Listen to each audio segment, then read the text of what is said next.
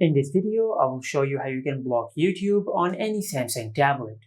Now to do that, just go to your home screen and open Settings. Under Settings, just search this. Now from here, just tap on Parental Controls.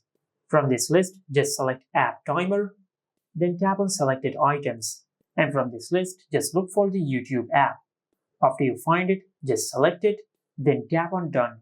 From here, just tap on Add Schedule, just select all the days of the week and set the timer to 0. After you do that, then just tap on Save. Now if you go to your home screen and if you open the app drawer, you will notice that we have disabled or blocked YouTube on our tablet. Just like that.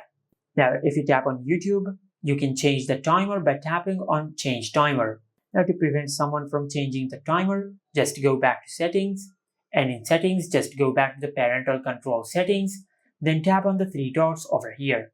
Select Settings, then enable Set PIN.